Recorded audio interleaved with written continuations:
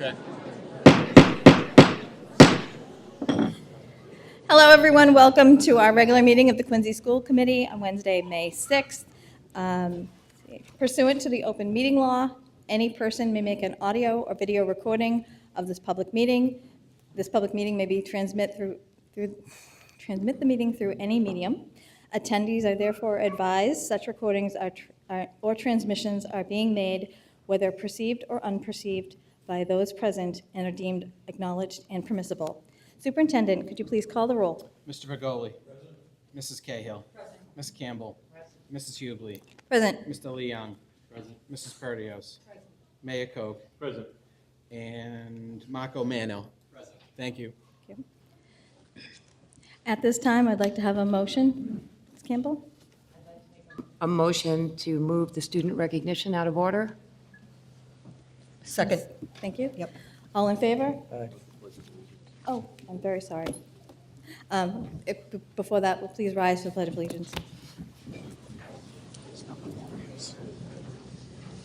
I pledge allegiance To the flag of the United States of America and to the republic for which it stands, one nation, under God, indivisible, with liberty and justice for all.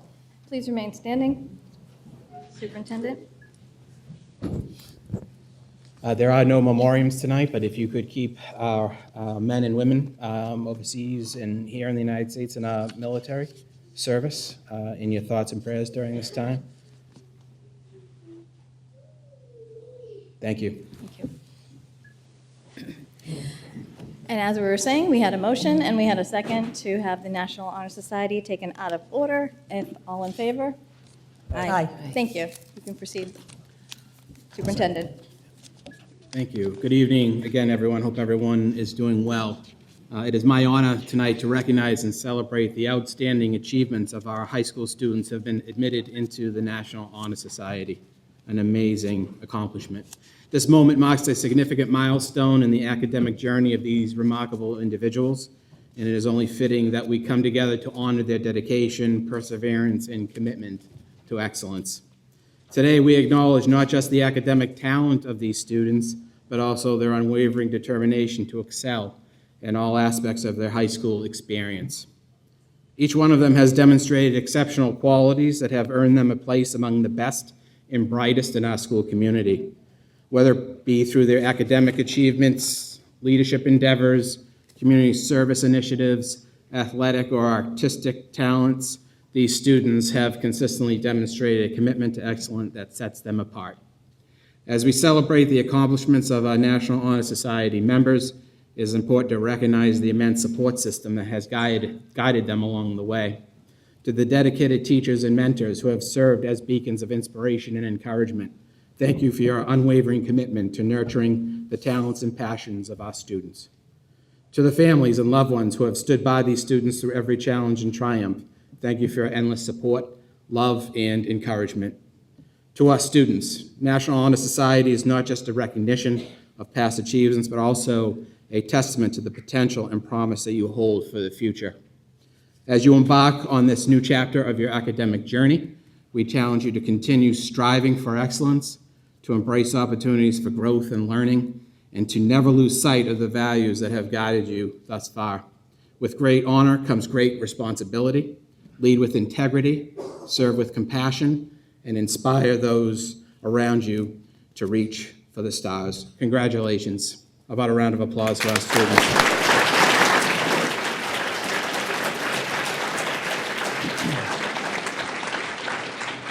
At this time, I do obviously want to recognize all of the staff at North Quincy High School and Quincy High School, Principal Keith Ford from Quincy High School, as well as our, yes. Oh, Mr. Gilbert, thank you. Sorry, I did not see you there. Mr. Gilbert, welcome. Thank you for supporting our students tonight. I also want to recognize our North Quincy High School educators who are supporting our students today. From North Quincy High School is Edward Merrigan, and from Quincy High School is Sarah Levine. At this time, if I could have Sarah Levine from Quincy High to come to the podium to recognize your students at Quincy High School.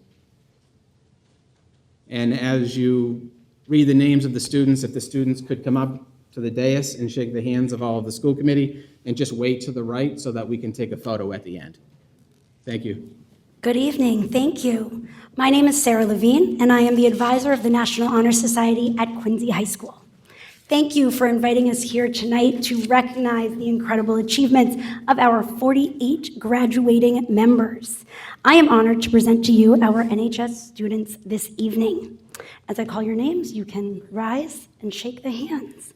Barza, Jake Bassan, Ramona Bensel, Amy Bernard, Conrad Brown, Jacob Chan, Josie Chan, Emily Chen, Patrick Clifford, Ali Demopoulos, Tracy Deng, Isabel Egan, Aviana Garcia Pizarro, Edward Giza, Leah Gomes, Eliza Henry, Mayana Johnson, May Ju, Shayla Castrati, Vincent Lee, Alexander Liu, Nicholas Mangino, Taylor Mann, Jake McKenzie, Malcolm McMurrow, Kathy May, Dylan Mercado, Lauren Murphy, Nathan Nguyen, Priya Parasar, Priya Patel, Rachel Pavidis, Cass Perdios, Ava Pham, Lulu Prono, Solana Selinger Batista,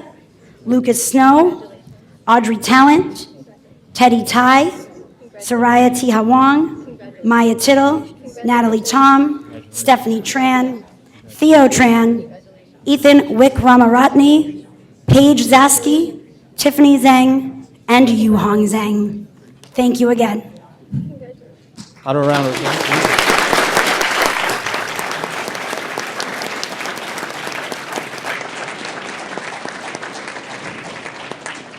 Get this, come on.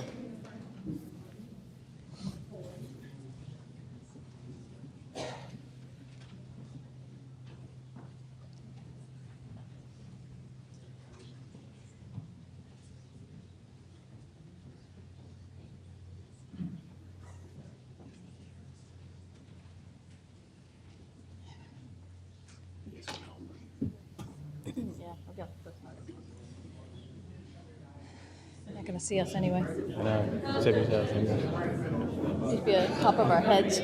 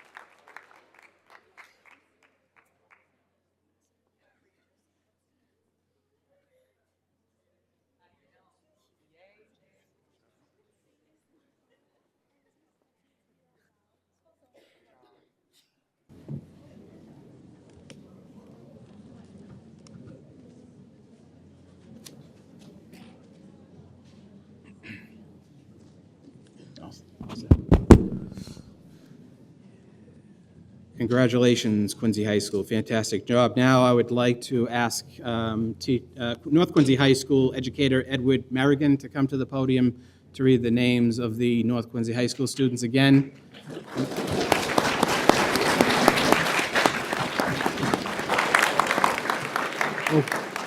We'll follow the same process, okay? Thank you to the school committees for our school committee members for having us. North has 57 graduating seniors, so same thing. Stand up.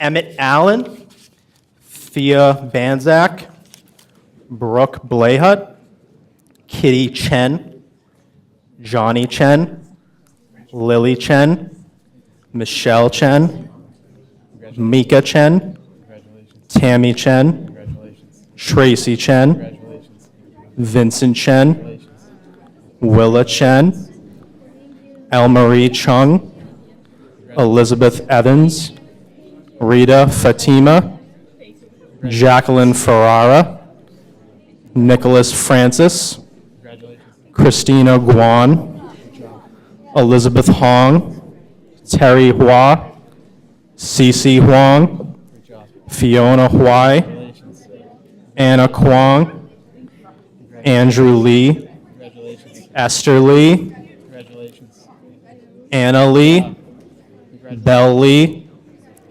Emily Lim, Angelina Lin, Ethan Liu, Baying Ma, Marco Mano, Colin McCarthy, Maeve Murray, Livia Ng, Justin Nguyen, Alvin Nicola, Kevin Nodi, Markel Nodi, Caroline Pham, Amelia Slahus, Jenny Tian, Owen Schran, Ethan Wong, Nicole Wong, Helga Jalari, Kyle Zhi, Ethan Zhu, Ryan Zhang, Justin Zhao, Ella Zhang, Jai-Jun Zhang, Sophia Zhang, Monica Zhou, Jonathan Zhu, Nikki Zhu, and Julia Zinda. Thank you.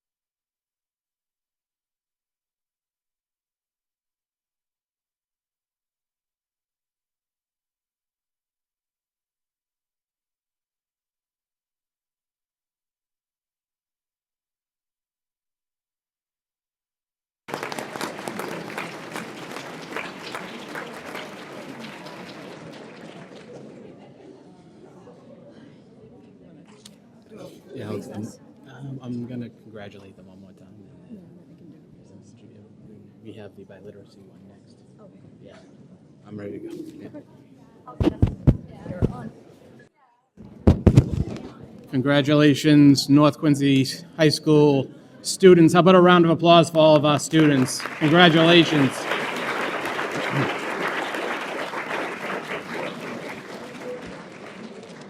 And the honors continue tonight. It is again my honor to recognize and celebrate with you a momentous occasion in the academic journey of our high school students, the attainment of the seal of biliteracy. Today we come together to recognize and applaud the exceptional dedication, perseverance, and linguistic talents demonstrated by those outstanding individuals. The attainment of the seal of biliteracy is a testament to the linguistic proficiency and cultural understanding that these students have cultivated throughout their high school years.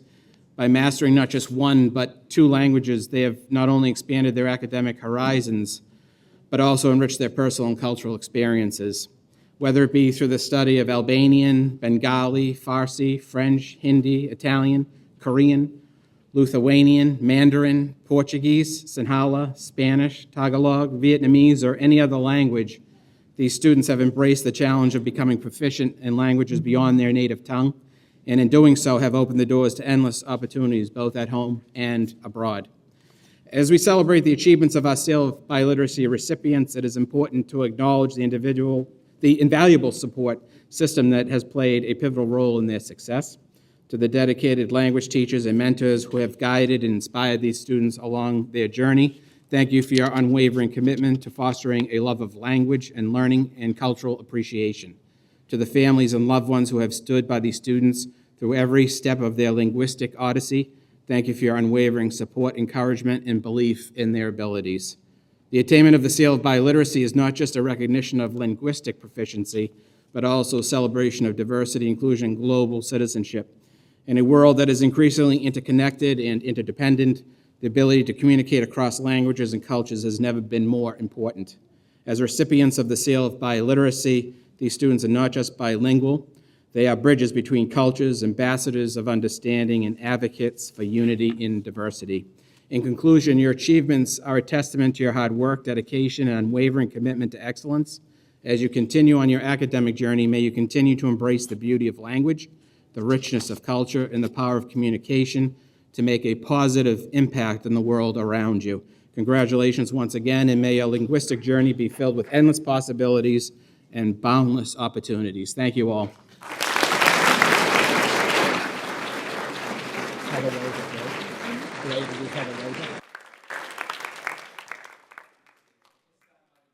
Welcome to the podium EL Director Heather Wojcik to continue with the recognition of our students. Thank you, Superintendent. It is also my pleasure to recognize this extraordinary group of students who represent the 4th graduating class from Quincy Public Schools to participate in this prestigious program. In these 4 years, we have recognized 199 students who have earned the Seal of Biliteracy. This seal they have earned actually with this class 14 languages noted for this particular class. And for the first time, we are proud to recognize these 4 languages, Bengali, Farsi, Hindi, and Sinhala, bringing the total number of languages recognized in Quincy Public Schools to 23. These students have shown outstanding dedication to their language studies and in many cases celebrate and honor their heritage languages. So to the families gathered here today, thank you. Your support, encouragement, and commitment to learning and maintaining language have played a vital role in your children's success. And to all our recipients, congratulations on this well-earned accomplishment. You have embraced the power of language to connect, to understand, and to bridge cultures. We are so proud of you, and now it is time to formally recognize our recipients. I would like to invite North Quincy High School World Language Department Head, Alicia Timpau-Najeri, to the podium. She will read each student's name, and a group photo will be taken at the end to commemorate this special event.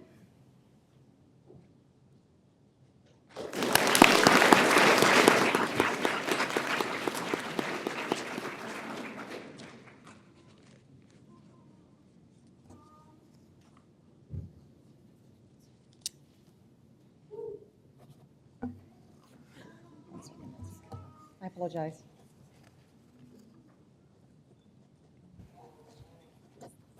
Thank you so much.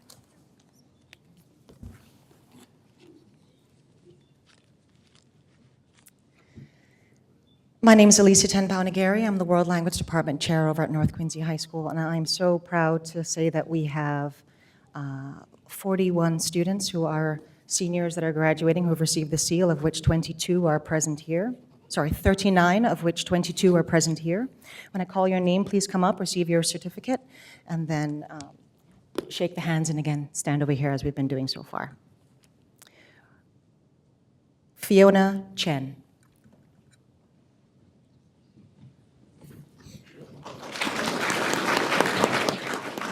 Kitty Chen. Yuki Chen.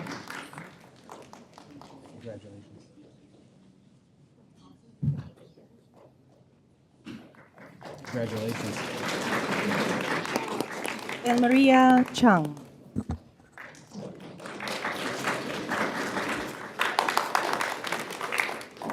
Kelly Hu. Terry Hua. Esther Lee. Ethan Liu. Nikki Liu. Bai Ying Ma. Marco Mano. Alvin Nicola. Kevin Noti. Markel Noti.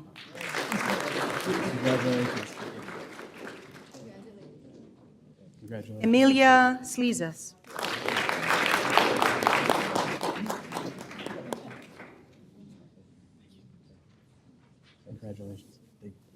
Hamed Vahidi. Mioku Zeng.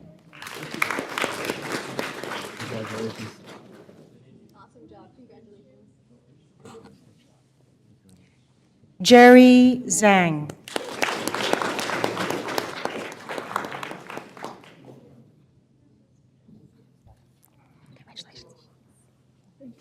Jiajun Zheng. And Julia Zinda.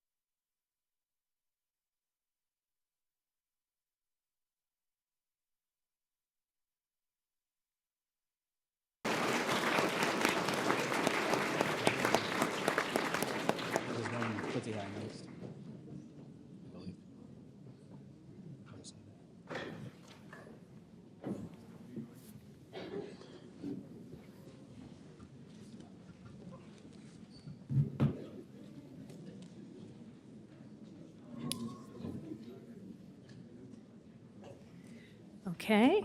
Next, I would like to invite the Quincy High School World Language Department Head Amanda Rosenhagen to the podium, as she will read the students' names.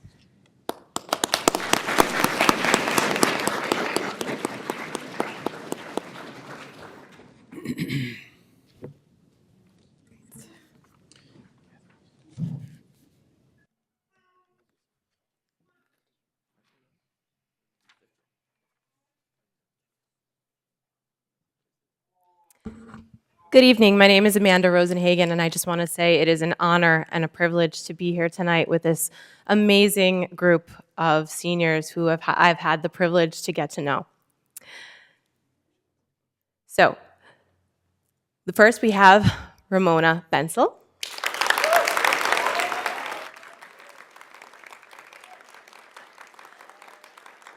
Ray Dien.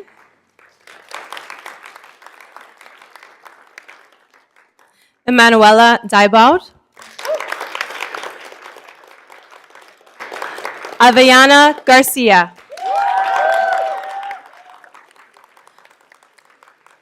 Leia Gomes.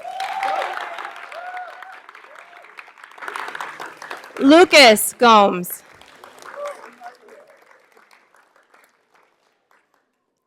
Sheila Castrati. Dylan Mercado.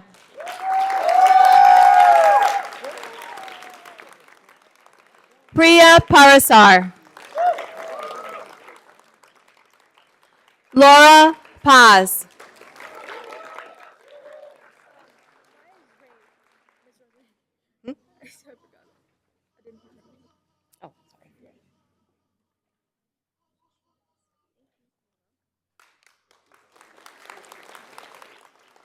Amy Ruiz.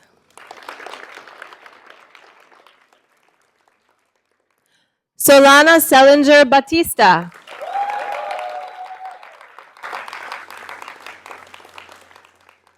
Owen Veith. And Ethan Wick Ramaratne. Congratulations, we are so proud of you. Oh, we have one more, Shayed Zaman. Congratulations.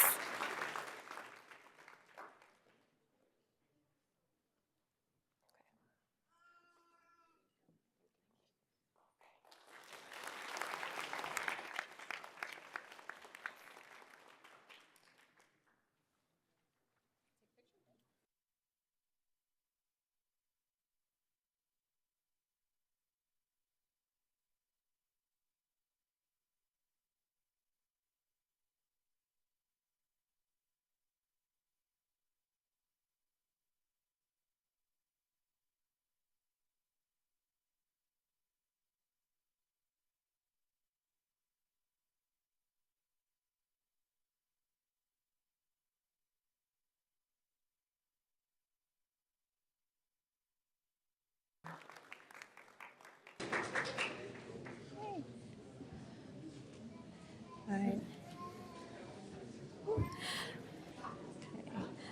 All right. At this time, we're just going to take a brief recess so that we can let everyone go home and get their homework started. Congratulations again. Congratulations.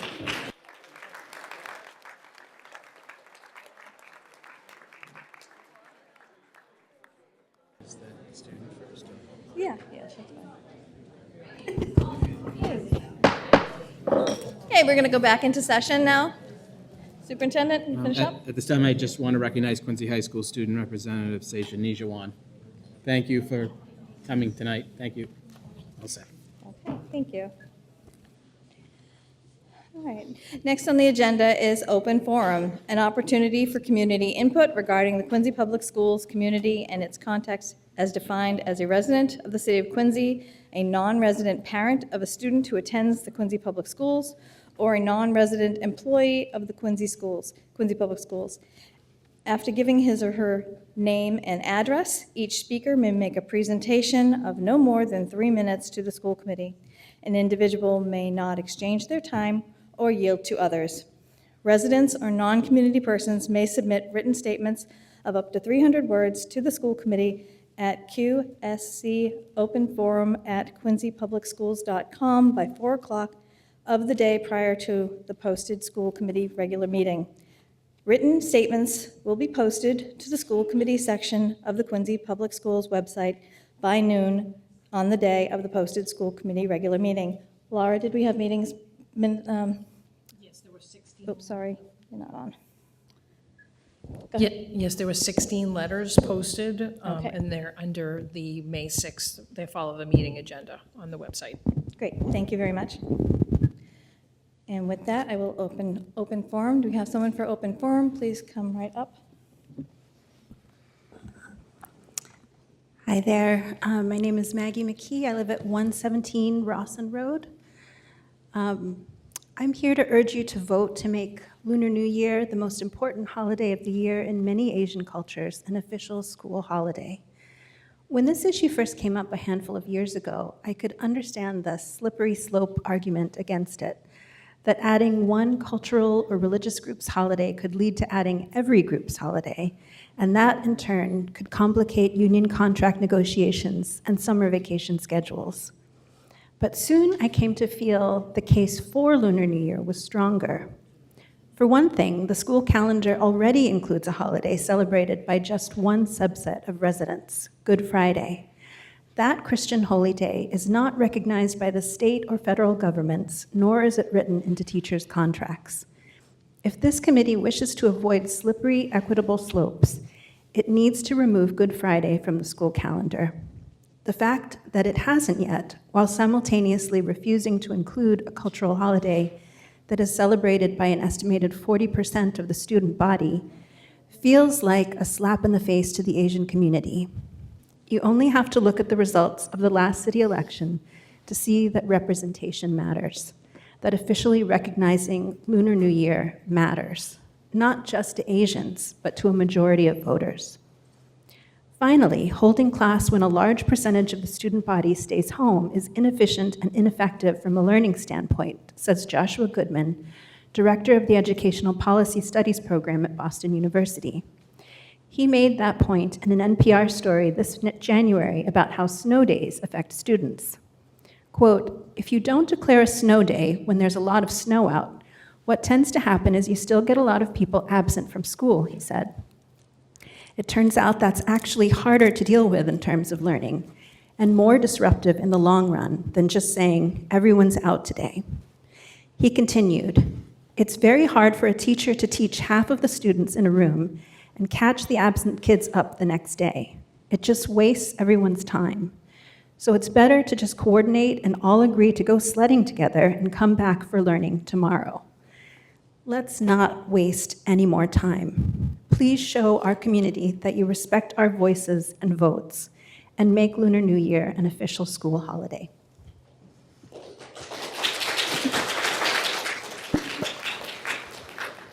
Chair Hubley, Mayor Koch, members of the school committee. My name is Russ Wilcox, 1205 Hancock Street, Quincy, Massachusetts. Last week, the Supreme Court gutted the Voting Rights Act. Justice Alito called it merely an update. Millions of Americans were told what happened to them doesn't count because no one said it out loud. That they're still seen, but they no longer count. People in Massachusetts say it's different. That Massachusetts fights, and we have a history of that. Families in this room believed that. They learned the process. They showed up year after year. They brought data, they brought their children, and every year they heard the same excuse, but for a different reason. Subcommittee, legal opinion, threshold vote. They're told it's not what it looks like. In this room, the word was, it's not a lack of recognition. At the Supreme Court, the word was it was merely an update. Last Lunar New Year, half of North Quincy's High stayed home. The school ran anyways. 4 out of every 10 kids here celebrate Lunar New Year. And their families in this room asking for one thing, to be seen like everyone else. The calendar already makes room for some traditions. Yours doesn't include them. They're still here 3 years later, and they keep on showing up. Again, last week, the Supreme Court told the country that some people don't count. Tonight, one of the oldest cities in Massachusetts can show the country whether it recognizes those voices or silence them. Do us all a favor and put an H on the calendar.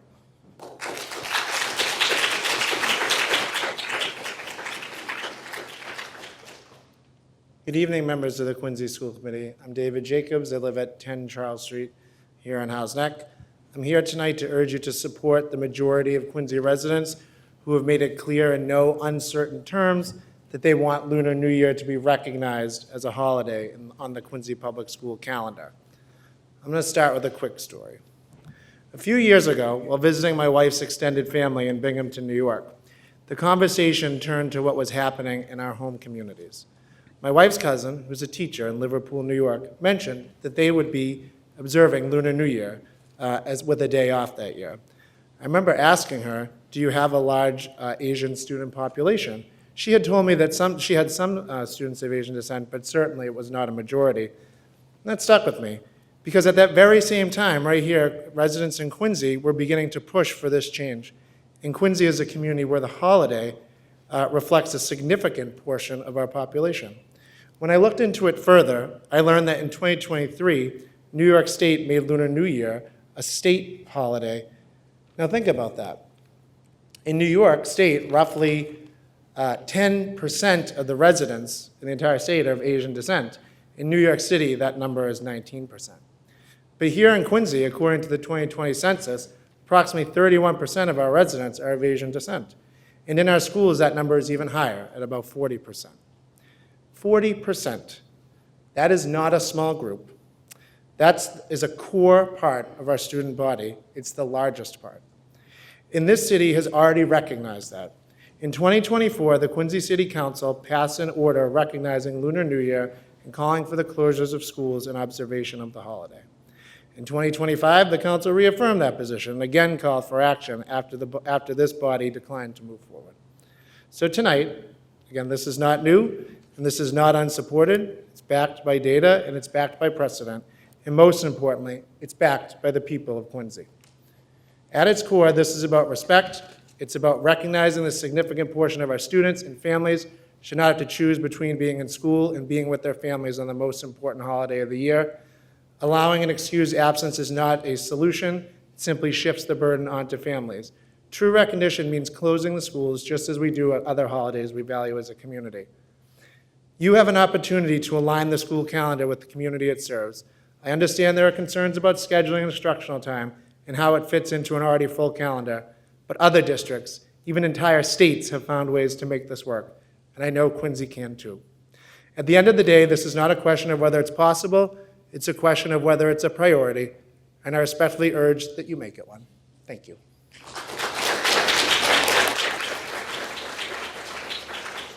Hello, good evening, members of the school committee, Mr. Mayor. My name is Kim Horrigan, and I live at 139 West Quantum Street. I'm here tonight not only as a parent of 3 children in our school system, but also as someone that once sat in the same classrooms at Montclair, Atlantic, and North. Growing up, I learned early on that fitting in often means just being like the rest of them, look like them, talk like them, just wanting to feel the need to be accepted. I quieted my culture, internalizing the belief that success required assimilation rather than being authentic to myself and those around me. Subtle and overt racism reinforced that message. Today, as a parent, I see echoes of that same struggle. Our district serves a student population that is roughly 40% Asian, yet representation, understanding, and cultural affirmation should not reflect that reality. When students rarely see themselves reflected in curriculum, leadership, or decision-making spaces, the unspoken message is clear. You are present, but you are not central. Representation matters, cultural understanding matters, and listening to these families matters deeply. My hope is simple, that our children will not feel the need to reshape themselves just to fit in, but instead be welcome as they are, proud of their heritage, confident in their identity, and assured that they belong. So that's the single holiday that truly matters to the Asian community can be observed, allowing families to celebrate and embrace their culture and tradition. In the last meeting, we heard some very emotional plea to the same committee.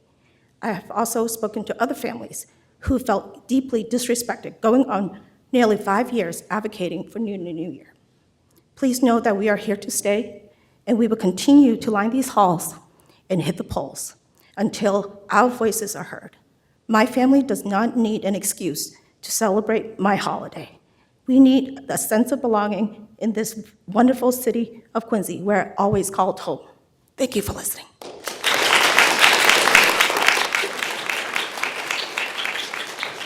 Good evening, members of the school committee.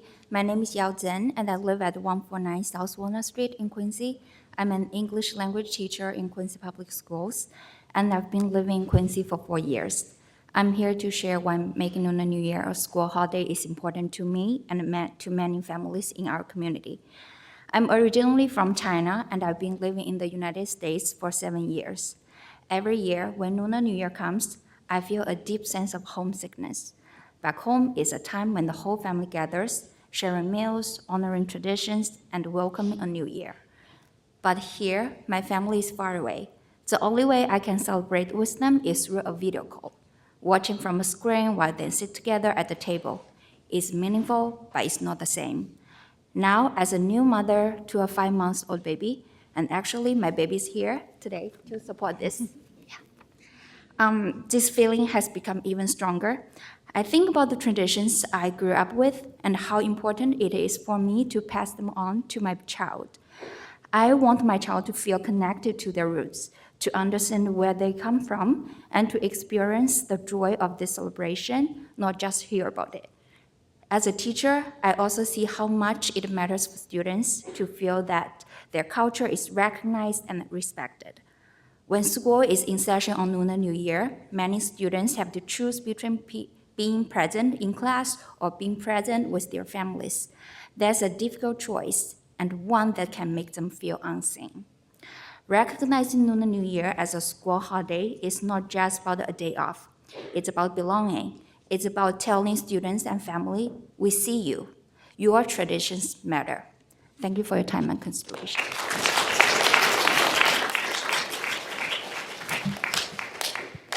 Hi, my name is Sharon Mann. I'm from 95 Montclair Ave. Sorry about my voice. My students are actually did attend Quincy Public School, and I myself am a graduate of Parker School, Atlantic Middle School, and North Quincy High. So I'm back here to speak on behalf of the community and not just myself, because I have a lot of friends and family that are here actually. My cousins aren't here right now because they're watching the little ones, but they attend Montclair School. Some of them attend North. I've got a couple at Atlantic. So they're across Quincy. I'm also speaking on behalf of my neighbors and a friend that I met new here today.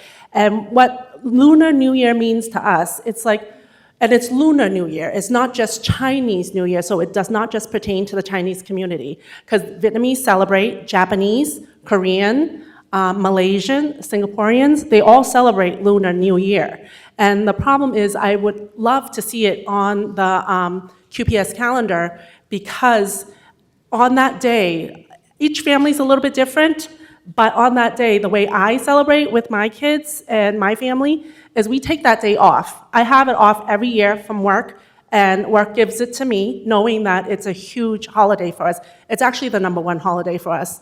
So in the morning, we eat vegetarian.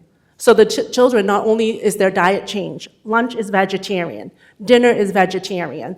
So they will stay home, have this day off, they will go to temple, they will dress in traditional garb, they will pay their respects to their elders, and of course get their lucky red envelope, full of money. So, but that is what we do on that day specifically, and we go on through the week normally, but that one day is the one day we take time off to have a huge family event. My sister-in-laws take off, my husband's takes off for that day, and to get him to take a day off, it's crazy, because he'll be on the computer if we're in Vietnam, to try to work over here. So, but it's a huge holiday for us, and I just want to let you guys understand, because not the majority, but there's a large majority of Asian population in Quincy nowadays, and I could see back in my time, 1989, when I first came here, it was like 5% Asian. So I understand during that time that wouldn't be a holiday to be celebrated. But currently, with the times, it's now 2026, where there's like 40-something% Asian, and sometimes I think more, but you just see 40-something% in our schools, that it would be great to recognize this holiday so that we can, rest and not stress too hard about taking a day off from school. Because academia is huge in the Asian family. So for us to think it's like, oh, 10 it's Chinese seconds. New Year, but we have to go to school, but we have to celebrate Chinese New Year. So in order for us to balance that, it would be nice if we didn't have to get an absenteeism and then just be able to celebrate our holiday. Thank you very much.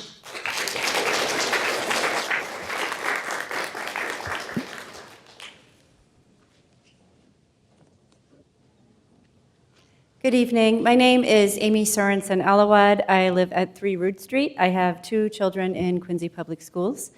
I am here today in my role as co-president of the Quincy Public Schools Citywide Parent-Teacher Organization, representing our leadership team and executive board.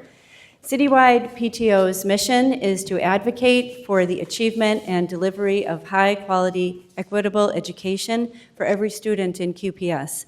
Our purpose is to represent the collective voice of parents and guardians across the city and bring the parent-guardian perspective to QPS administration and members of the school committee. Tonight, I also speak on behalf of the many QPS families who are in support of Lunar New Year being recognized as an official holiday on the school calendar. As citywide PTO leaders, we have listened closely to families across our district. We have considered the facts and data surrounding this issue for the past 5 years. But beyond the numbers are the students, parents, grandparents, and caregivers who make up Quincy Public Schools' vibrant Asian community, many of whom are here tonight. They are the reason we are here. Their voices, experiences, and traditions are why Lunar New Year matters and why we believe it deserves recognition as an observed school holiday. As representatives of families across QPS, citywide PTO's role is to listen to our community and advocate for equitable treatment and inclusion within our schools. We paid attention when Quincy residents voted this past November and elected 2 new school committee members that support Lunar New Year as an official school holiday. Members of the school committee, this is about being responsive to the requests and needs of the constituents you were elected to serve, the families who are the current and future students and staff in our school system. This is an opportunity for you to vote for what our school community clearly and overwhelmingly wants. When has there ever been another issue that you received so many letters in favor of and that brings so many members of the community out year after year? Now you can show us all that you hear us and you recognize and value Quincy's Asian community as an essential part of our city by leading with equity and adding Lunar New Year to the calendar. Quincy has changed and grown into one of the most diverse communities in Massachusetts, with 40% of the population identifying as Asian. Our school committee and our school calendar should reflect the students and families who make up our district today and will into the future. Thank you on behalf of the citywide PTO.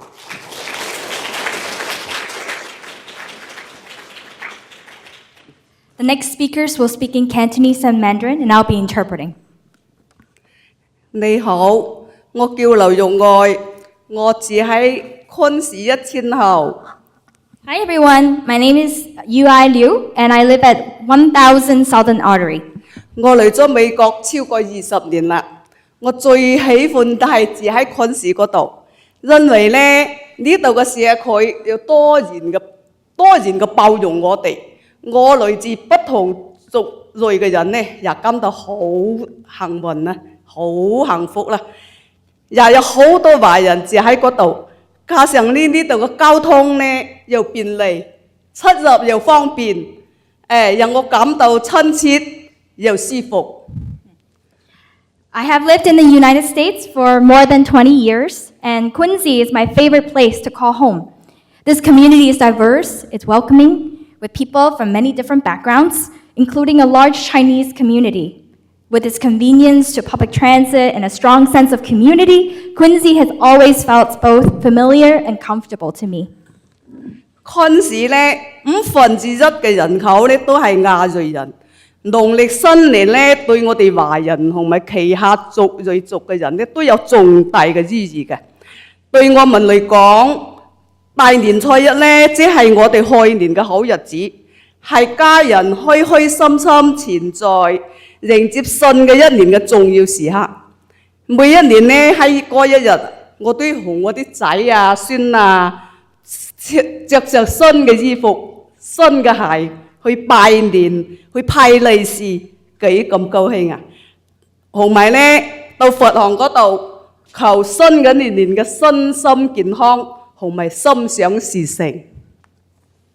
1/5 of Quincy's community is Asian. And Lunar New Year holds deep meaning, not only for Chinese families, but for many Asian communities.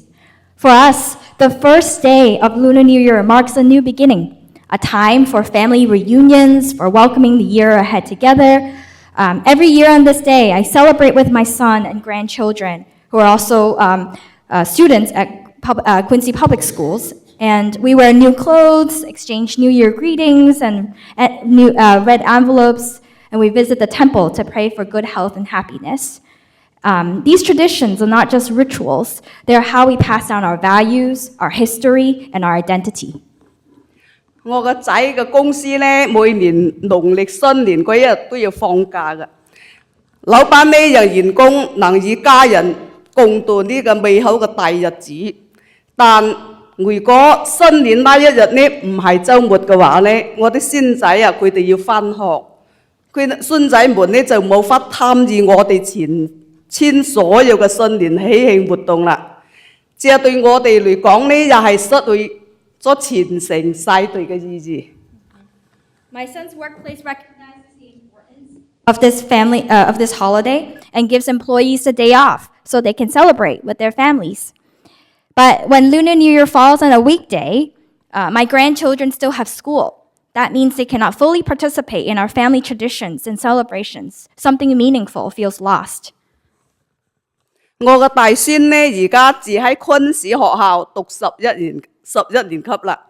佢喺中國出生長大，從小呢就經歷過我哋家庭慶祝農曆新年嘅種種嘅習俗。Coming up on time. Can we have a little bit more time just for interpretation? We'll be wrapping up. Thank you. Rules are 3 minutes, so we have to try to stick to the same rules. Okay.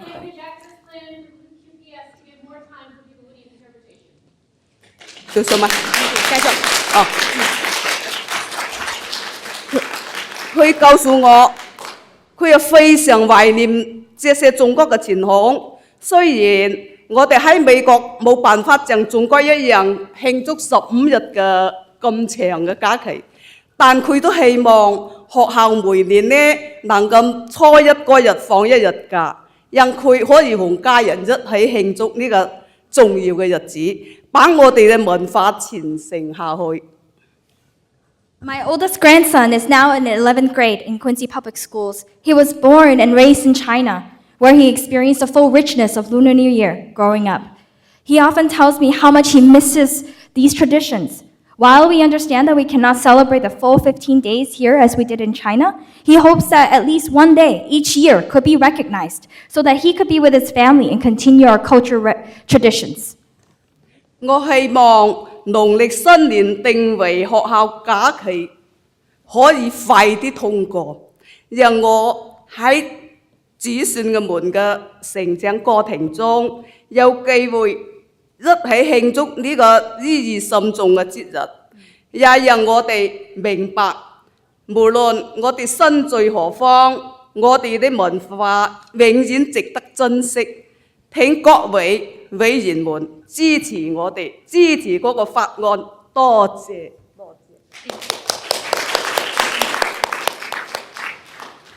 I hope that recognizing Lunar New Year as a school holiday can move forward soon.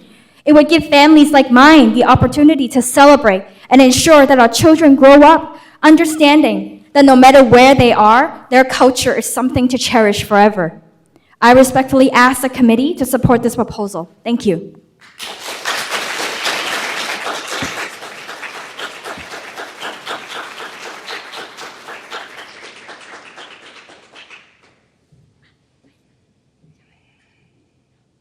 大家晚上好，我叫陈周丽，我住在昆西20号。Good evening, everyone. My name is Zhao Li Chen, and I live at 20 Elm Avenue. 我很高兴看到今天有学生、家长和昆市居民一起来支持，将农历新年定为学校假期。I feel encouraged to see so many students here, parents, Quincy residents coming together today to support making Lunar New Year a school holiday. Your presence here shows that our community cares about culture, family, and inclusion, and that means a lot. 看到大家关心我们的传统文化，我感到十分感动。I'm very touched by seeing everyone's support here. 在这上一次的会议，我分享了我的经历。我来美国已经8年了，刚来的时候人生路不熟，幸好住在昆士，靠近华人社区，身边有同声同气的邻居和朋友。At the last meeting, I shared a little bit about my story. I've come to the United States for 8 years, and when I first came here, I wasn't very familiar with the community here. But thankfully, I landed in Quincy and settled here, close to other Asian communities and Chinese community. 我才慢慢找到归属感。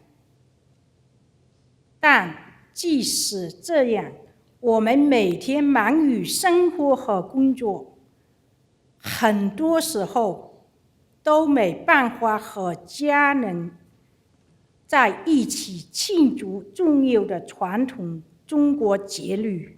你继续吧。农历新年对我们来说，不只是一个假期，而是一个让家人团聚、传承中国文化的重要时刻。And gradually, I was able to find a sense of belonging. But even so, in many families, we're busy with work and daily responsibilities, and too often we miss the opportunities to celebrate important holidays, traditions together. And Lunar New Year is not just another day on the calendar. It is a time for family reunion, honoring our ancestors, passing down our traditions to the next generation. We gather to make dumplings, share meals, and celebrate who we are. 我有3个孙子都在昆西公共学校读书，每逢农历新年，我都希望能和他们一起庆祝，一起包饺子，做团年饭，拜祖先，感受传统节日的气氛。可惜，现在昆西市的学校都要求农历新年当天孩子们要上学，令使我们的心愿难以实现。I have 3 grandchildren in Quincy Public Schools, and every year I hope to celebrate Lunar New Year with them, to teach them about our traditions, creating lasting memories together. But because school is in session that day, the opportunity is taken away. 如果学校能将农历新年定为公共假期，孩子们才能跟家人一起庆祝，更会感受到自己的文化被认同和尊重。我不希望有一天，我们的下一代因为缺少这些经历，而渐渐忘记了我们的中国文化和传统的根。Recognizing Lunar New Year as a holiday is more than just a day off.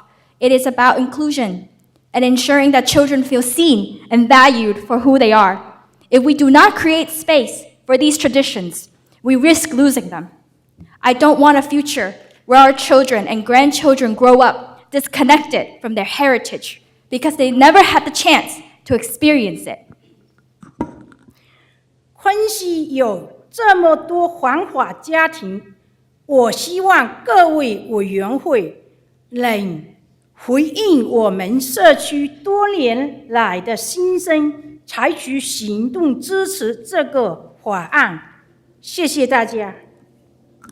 Quincy is home to many Chinese and Asian families. For years, our community has voiced its support for this change. Please support making Lunar New Year as a public school holiday. Thank you.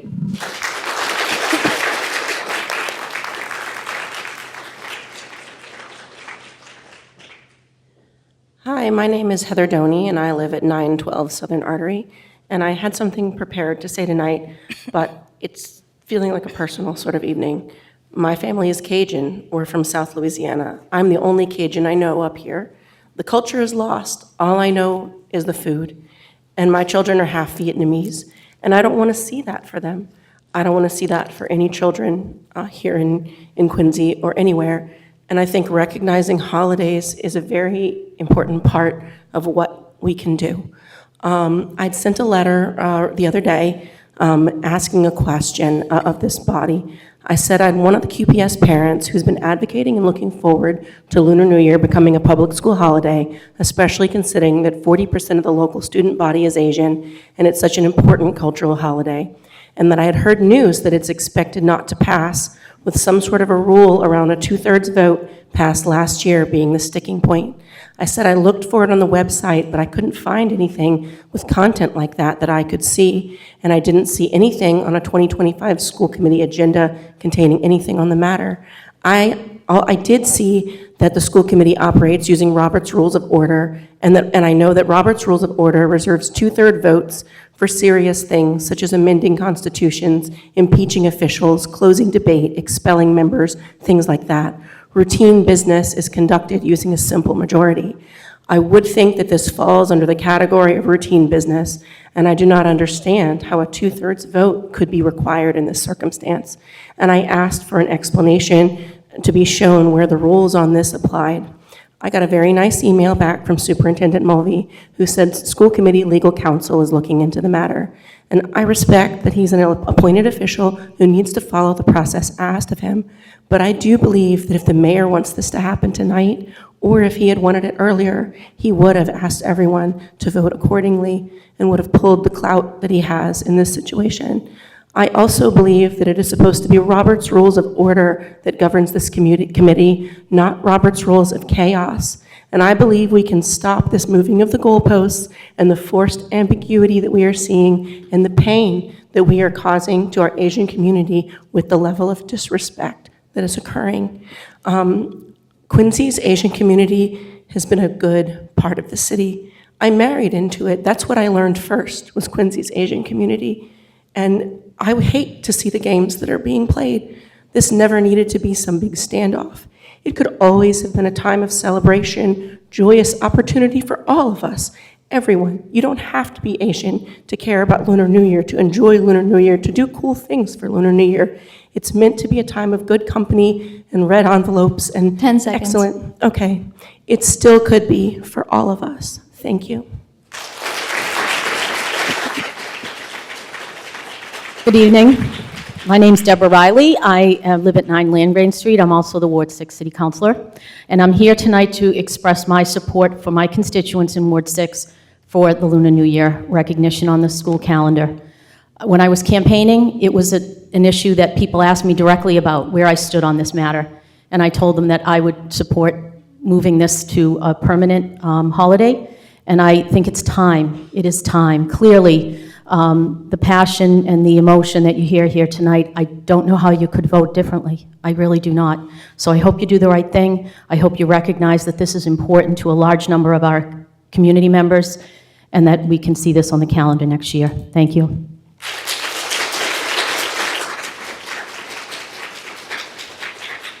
Good evening, school committee members and Mayor Cope. My name is Virginia Ryan. I reside at 89 Albrecht Road in Quincy. I am a resident. I'm also a Ward 4 City Councilor, but I am here as a resident. I am here tonight in support of making Lunar New Year a school holiday. Since the 1990s, and actually before that, the Asian community has settled in Quincy and become a vital part of Quincy, with the population totaling 40%. That's a lot of people. A lot of folks that celebrate the Lunar New Year. This holiday is about celebrating with family, honoring their family's lineage. Sometimes they will visit for 2 weeks. I strongly encourage the school committee to adopt this holiday. It is only one holiday, not 12.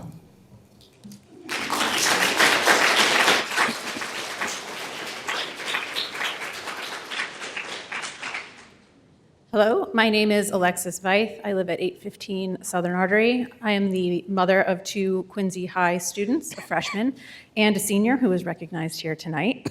But I would have been here anyway to address an issue that directly impacts our Quincy school community. When you vote on the school calendar, you have the opportunity to correct an issue that has been under discussion for several years now, because some of you have chosen to double down on the wrong side of this issue again and again. And I am, of course, talking about Lunar New Year and the obstinacy of some in refusing to acknowledge this as a school holiday. I remind you that this committee is an elected body, and your job is to represent your constituents and the best interests of Quincy's school community, 40% of whom are Asian and celebrate Lunar New Year. So I can't understand why some of you still choose to dig in on denying families the ability to celebrate their most important holiday together. It's clearly not politically expedient for those of you who are up for re-election next year. Your newest colleagues were the top vote getters in the last election and were extremely vocal in their support of Lunar New Year. It's not in the best interest of students who have to either miss school or sit in half-empty classrooms watching movies all day. It's not in the best interest of our teachers who have to adjust their lesson plans to account for the high number of absences or secure a substitute so they can celebrate with their families. And some of you have tried to dress up your refusal as an issue of logistics or equality, saying that acknowledging a cultural holiday with a date that changes year to year is somehow an unprecedented act that would throw the calendar into chaos and serve only one cultural group within the city. But Good Friday has served for decades as proof of concept that it is logistically simple to accommodate a holiday when the timing changes year to year, and it too only is relevant to one specific cultural group. So it seems to me like there's no actual reason to vote against Lunar New Year that isn't rooted in blatant racism. I know some of you are going to attend the Multicultural Festival this Saturday and use it as a photo op on your campaign Facebook page, and then vote against Lunar New Year without a second thought. So let's be real. 3+ years into this conversation, a vote against Lunar New Year is a dog whistle vote to reassure the old Quincy you're still one of them, while you use our diverse community as props for the sake of plausible deniability. Some of you have been on the right side of this issue from the beginning, and I thank you for standing up for your neighbors and constituents. Some of you have an opportunity to correct course. Will you take it, or will you live down to our expectations again? Thank you.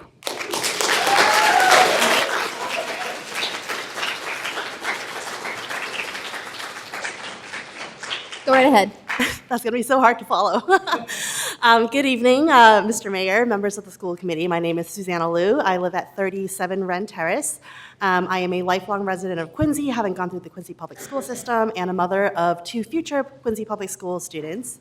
I am here today as a mother asking you to really, really see my children, and also the many, many other children who is impacted by Lunar New Year. Lunar New Year is not just a date on the calendar, it's heritage and tradition. It's a time of renewed hope and setting new goals. It's the sound of my family gathered around the dinner table. It's the stories passed on from grandparents who have crossed oceans to really have their children and their children to stand in Quincy Public Schools system. It is the single most important celebration of the year for our family, and also for a very significant number of families right here in Quincy. Many other cities have already taken action to designating Lunar New Year as an official school holiday, so this would not be an unprecedented leap. It is not such a radical ask. We would simply be catching up to who the city already is. When a child walks into school the day after Lunar New Year and their celebration went unacknowledged, they learn a quiet lesson, that their family's joy doesn't count here. My daughters and many other children in this community deserve to grow up in a school system that sees them fully. And I believe that this committee has the heart and the responsibility to make that happen. So please vote yes to making Lunar New Year an official school holiday. Thank you.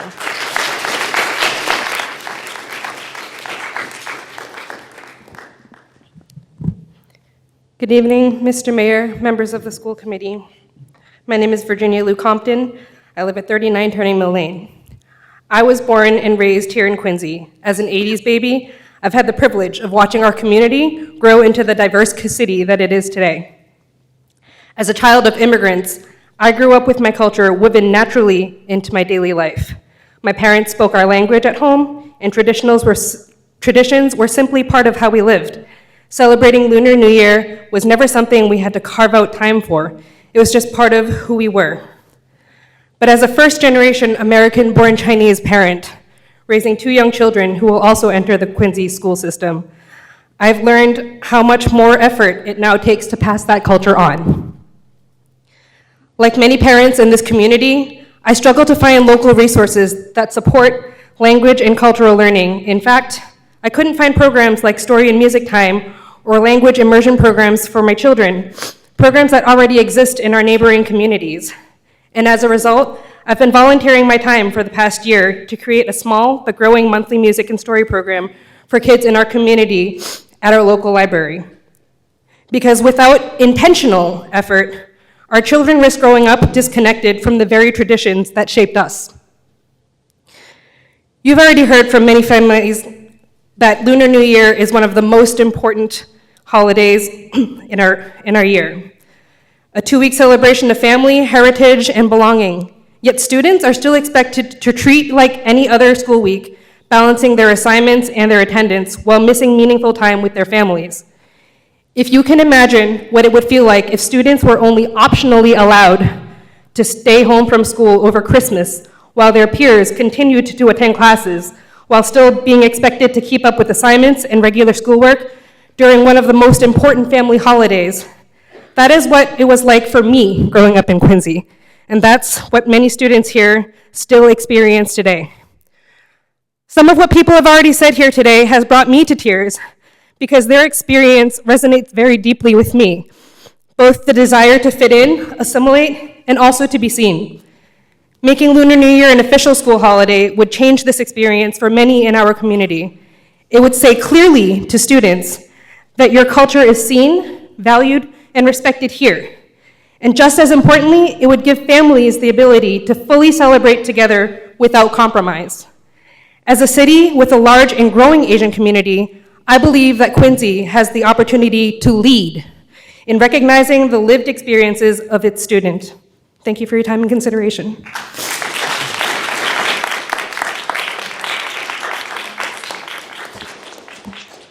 Good evening, members of the school committee.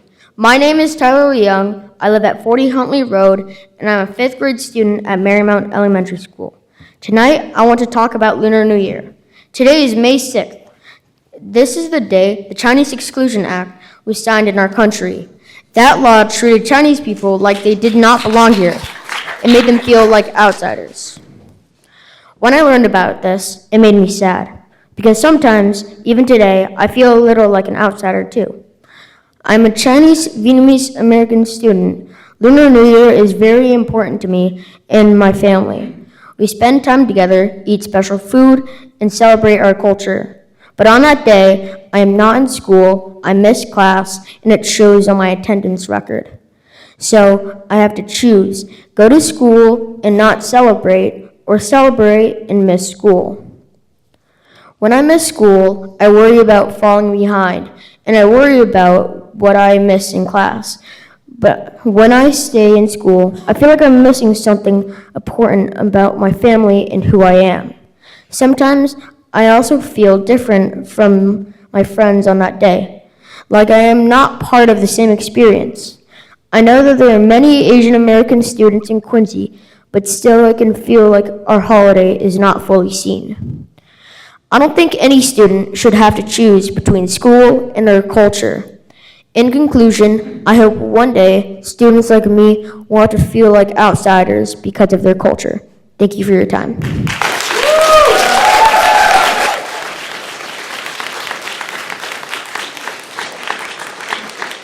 Go right ahead. Hello, my name is Kayla Leung, and I live at 40 Huntley Road, Quincy, Massachusetts, and I am a 4th grade student at Marymount Elementary. And I believe that Lunar New Year should be a day off of Quincy Public Schools. First is because 40% of Quincy Public School students are Asian, and many of us celebrate Lunar New Year, including me and my brothers. Second, there are many small holidays off of school, such as Columbus Day, Labor Day, President's Day, Veterans Day, and Patriots Day, but not Lunar New Year, even though it's a big holiday for many people. Third, there are many religious, cultural holidays that have many beliefs that are off of school, such as Good Friday. And Lunar New Year is a cultural holiday with many beliefs as well, but Good Friday is off and Lunar New Year is not. So why must one be off and one not? And lastly, many students and teachers take off school for Lunar New Year, but if it were to be a day off of school, then we wouldn't have to worry about any missing assignments, homework, or tests. And to someone like me, missing things like that is a big deal. So imagine having to choose between celebrating one of the most important days of your culture and going to school. So I say, let's make Lunar New Year a day off of schools, and thank you for your time.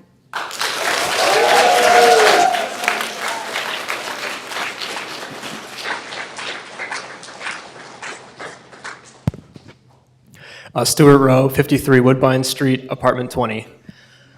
Good evening, school committee, the mayor, and particularly our two student leaders over here. There are many stakeholders impacted by tonight's decision. Students, teachers, staff, parents, unions, and I'm not here to pit them against each other. However, I hope we can agree that your most important stakeholders, this body, ultimately are the young people, the students of QPS. Otherwise, these institutions wouldn't exist. Lunar New Year being given the official H is an inevitability. It's not a matter of if, it's when. If it was an if, the movement and activism would have decreased over the years after the first no, but it has only increased. If this gets voted down tonight, the Asian community of Quincy and those of us who love the members of this community will be hurt, but will not be shaken. Forgive my generalizations, but the Asian members of our community are resilient. They are family and community oriented. They are proud of their culture and heritage. On Lunar New Year, they will continue to gather and celebrate with one another and members of all other cultures who choose to join in on the food, the laughter, and the special time with each other and members across other backgrounds in Quincy. Tonight is less about community and it's more about leadership. What example will you all set to our city's future leaders? You already know the stats and importance of this decision. If you are not willing to meet this community need, please say your no without using practical, policy, contractual, or how we've always done things reasons. This school committee helped guide the Quincy Public Schools through an unprecedented and life-altering period during the pandemic. When the need arose, this body made significant adjustments, moved quickly, and did things previously thought to be impossible just weeks before. Fortunately, this decision to designate Lunar New Year as an official holiday is far less difficult and disruptive to life in QPS, but it would have an outsized positive impact. Tonight is about the community, but like I said, it is about leadership, and good leaders are willing to adapt when the status quo isn't resulting in good outcomes. Great leaders put the needs of those they lead before their own, and the best leaders do all of the above at some personal cost to themselves, whether that be comfort, familiarity, security, money, safety, or power. Tonight, you have a decision to make. Will you be leaders who put your needs and preferences above those of the largest and most important stakeholder group under your power? Or will you model to the thousands of future QPS leaders responsive, culturally sensitive, and sacrificial leadership? Just moments ago, you looked in the eyes and shook the hands of 39 students who have gone above and beyond to 10 connect, seconds. to understand, and build bridges between cultures. I hope after tonight's vote that we can recognize all 7 of you in that number of bridge builders as well. Thank you.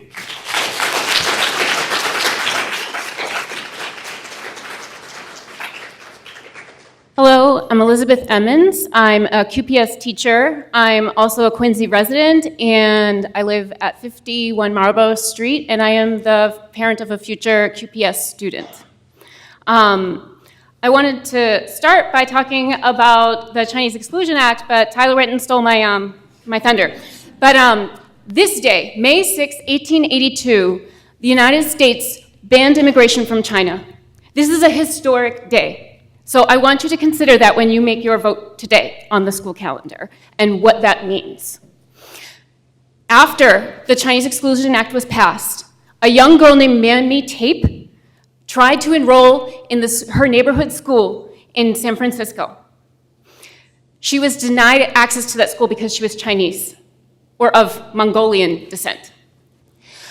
When her mother tried to enroll her, she became furious, and eventually this was escalated to a Supreme Court case, Tape versus Hurley.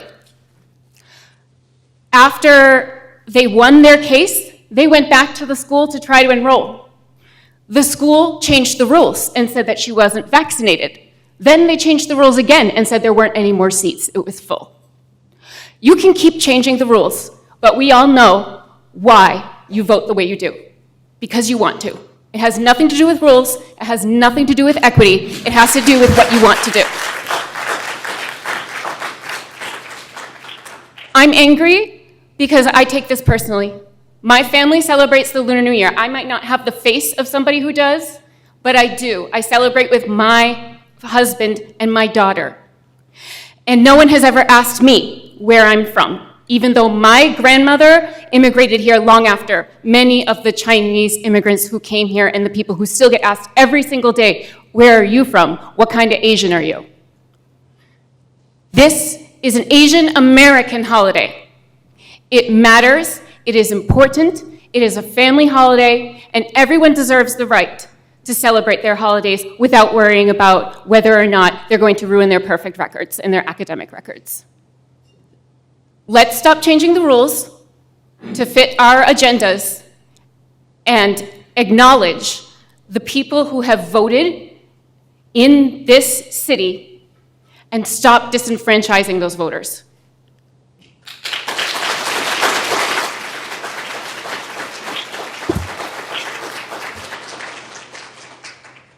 Good evening, Mr. Mayor, School Committee, and Chair Hughley. My name is Andrew Pham. I reside on 154 Sumner Street. And hearing Tyler Leung spoke earlier, we are not alone. I certainly felt.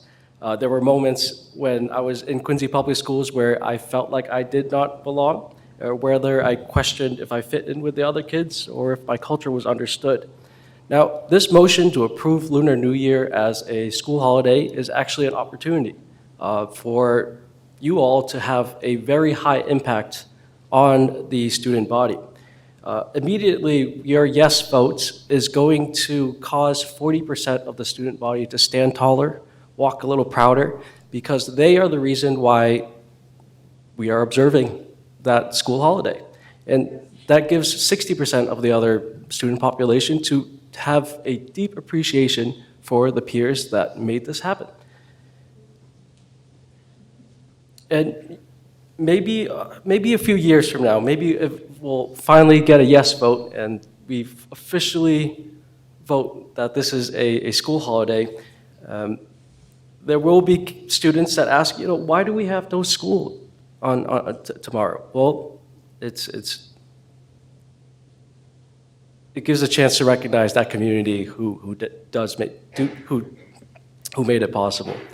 That also the city is one who recognizes that community as part of its story and its strength and a major future asset to the city.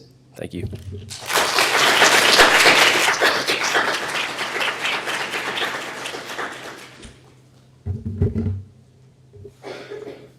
Good evening, everyone.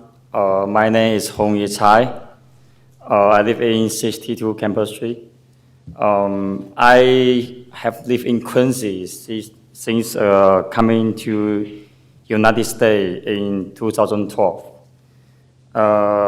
Now I'm a father of 2 children, and my children have attended Quincy Public Schools. I'm here today to support recognizing Lunar New Year as a school holiday. When I was in school in China, we have about 20 days Lunar Year holiday. But when I moved to US, especially in Quincy, I have 0 days. And as we know, for many Asian families, Lunar New Year is as important as Christmas, like to you guys. Right? If you have no off day for your Christmas day, how can you feel? So Quincy now is one of the largest Asian community in Massachusetts. Is that true? Right? So for us, it is more than just a holiday. I'm sorry, my broken English. It represents family reunion and cultural traditions, and an important opportunity for children to connect with their roots. Many children are growing up in America. They work hard to be part of this community, while also hoping their culture can be understood and respected. If school recognize Lunar New Year's, it will help many children feel that, oh, my culture is also part of this community. I believe that this is meaningful not only for Chinese families, but also as important step for Quincy as a diverse and welcoming community.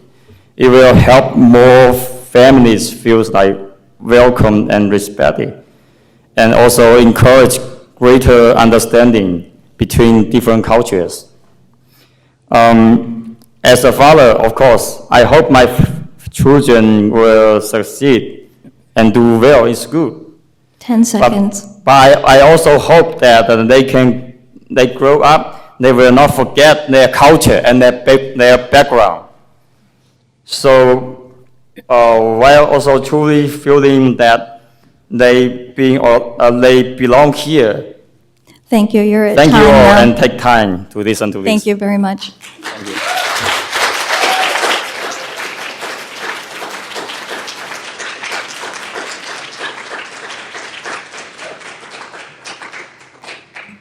Good evening, Mayor, Vice Chair, and fellow school committee members. My name is Kai Lee from 42 Presidents Ave. I have 2 children in Quincy Public Schools, currently at Southwest Middle School, where I also serve as on the PTO board. I met all of you in the past year and have had conversations about the importance of Lunar New Year in our community. Tonight, I'm here to ask for your consideration on this again. I did not speak at the last school committee meeting, but did attend and saw the line of concerned and involved residents expressing their support for this to be recognized as a holiday. Tonight, there's also a huge line for that. Hopefully that's not the case, and I usually don't like to comment on rumors, but if there's a rule that is preventing this from passing, and by all means, I'm a rule follower, can I choose which rules to apply and which to not? I would implore the committee to explore ways to revise and update that rule so that it could be passed. Thank you for having these conversations with me, for your time and your leadership provided for our students and teachers.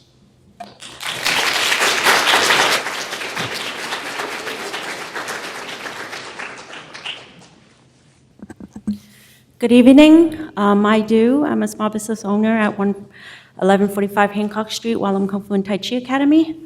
I'm speaking for the Lunar New Year being recognized as a holiday. Have been a part of their effort with the community to get this become a practice, a respectful practice, so that students, Asian American students in Quincy, particularly that I'm sure we've heard all night that it is a big part of the community here. It's time that we recognize our neighbors, see our neighbors, respect our neighbors, and embrace our neighbors so that they can really be seen, heard, and respected.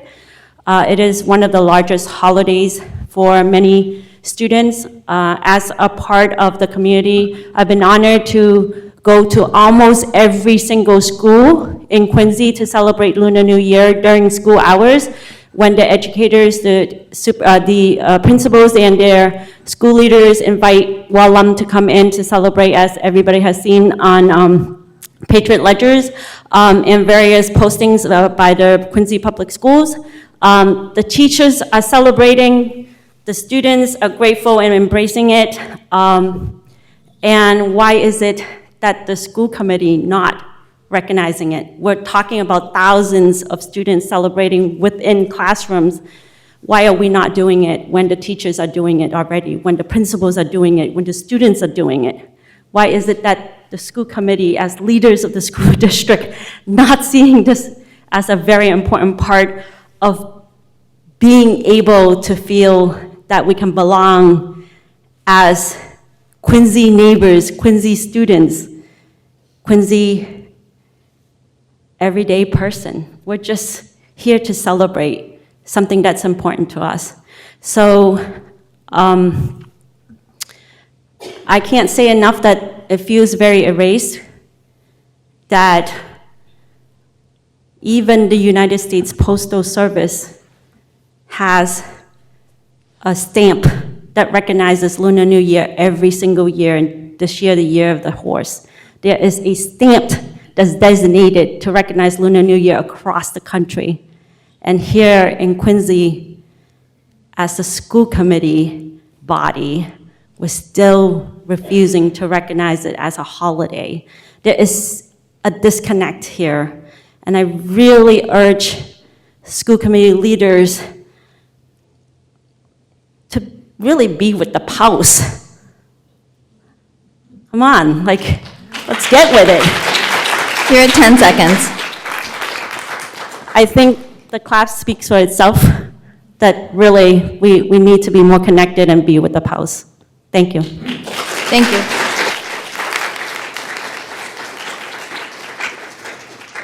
Okay, do we have anyone else for open forum? Open forum is now closed. Moving on with superintendent's report. Thank you. Good evening again, everyone. Section B of the superintendent's report is the upcoming Quincy Public Schools and City of Quincy events. The Broadmeadows Middle School Drama Club is presenting the musical Murders in the Air on May 8th and 9th at 7 p.m. in the school auditorium. Tickets are available in advance on Zeffy.com, that's ZEFFY.com, or at the door for each performance. Snug Harbor Community School's annual Touch a Truck event is being held on Saturday, May 9th from 10 a.m. to 1 p.m. The 5th Annual Quincy Multicultural Festival will be held at Faxon Field on Saturday, May 9th from noon to 3 p.m., showcasing the diverse cultures of our community through music, food, and art. In case of rain, the event will be held in the North Quincy High School gymnasium. Saturday, May 16th is going to be a busy day in Quincy with the annual grades 5 to 8 robotics competition being held at Quincy High School beginning at 10 a.m. The Montclair Elementary School will host the 90th Annual May Festival from 10 a.m. to 4 p.m. The day will wrap up with the City of Quincy's Classic Rock Concert from 1 p.m. to 7 p.m. at the Hancock Adams Common. The Quincy Public Schools physical education staff is hosting a community fitness night for students and parents in kindergarten through grades 5 on Monday, May 18th at 6 p.m. at Veterans Memorial Stadium. A parent academy for elementary school parents on improving literacy will be held on May 19th at 5 p.m. via Zoom. The link will be shared in this week's QPS Community Notices email. And lastly, at your places, school committee is a copy of the spring concert schedule for our elementary, middle, and high schools. A highlight of the school year, thanks to the music department staff, is also included. You'll also be sent calendar invitations so you can attend these events as your schedules permit. With that, that concludes the superintendent's report. Thank you, Superintendent. Okay. Next on the agenda, we have old business. We have the proposed revision of the school committee policy section 10.117, student personal electronic device policy. It is up for a roll call vote for tonight. Mrs. Cahill. We discussed this policy about the using the new Yonder pouches for the students in the with their cell phones in schools. So we had the discussion, bringing it forward for a roll call vote. So make a motion to vote. Okay. Motion by Mrs. Cahill to approve, second by Mr. Bergoli. Do we have any discussion on the motion? Mrs. Perdios. Thank you. If I can find the. Sorry, I have to find your name on this one. That's all right, thanks. I just had a quick question on this, and I'm not sure if maybe the superintendent or assistant superintendent may want to just comment. So if we approve this tonight, and this goes into effect the first day of school in the fall, is there a way that students specifically, families as well, but students specifically, can be told that this is coming in the spring, this spring, so that when they come to school in the fall, it's not a surprise for them? They understand what to expect and maybe have assemblies or things like that. Absolutely, we will do all of that, definitely. Okay, thank you. That was my only question. Okay. Any other questions? Oh, Mr. Leung? Thank you. If you could just clarify, are we proceeding with this vote not knowing the costs and how we're going to procure funds for the program? So as we had discussed at the last presentation, we are working with partners to fund the Yonder pouches, but we also will be presenting in our budget as well an option for your consideration to fund all or part of, depending on the amount of support we get from our partners. But we are working with that. Okay, so the first vote would be for the policy, and then And the then next part. you would vote, it would be part of potentially the budget package as well that we're presenting to you. Okay, thank you. Anyone else? Okay, we have a motion and we have a second. Superintendent, call the roll call vote. Mr. Bergoli? Mrs. Cahill? Yes. Ms. Campbell? Yes. Mrs. Hubley? Yes. Mr. Leung? Yes. Mrs. Perdios? And Mayor Koch? Yes. Thank you. All right, next on the agenda, we have our 2026-2027 school committee meeting calendar. That was the calendar you received with all the dates and the topics next to. And Mrs. Cahill? Just bring it, a motion to approve the school committee calendar for 26-27. Okay, do you have a second by Mr. Bergoli? Okay, we have a first, we have a second. Any discussion? Yep, Mrs. Perdios? Just in light of how many people came to speak tonight, I just want to make sure it's clear that what we're voting on right now is just our meeting schedule, and it's called a calendar as well, but it's the school committee meeting calendar, so it's just the list of meetings that we're going to have next year, not the calendar itself. So just wanted to clarify, because I get confused sometimes myself on that. Thank you. Yes, this is a agenda, basically, for school committee that has items on it that we will be discussing at our school committee meetings.